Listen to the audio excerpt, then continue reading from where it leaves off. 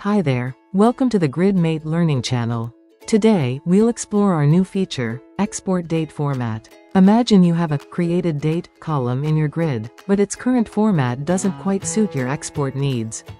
You'd like to define a custom format that works better for you. Let's dive in and see how to do that. First, let's look at the current format. Click Export button. This is how it appears as the default date time format. Now, we'll change it. Start by clicking on the gear icon. Click Setup. Search for Custom Setting.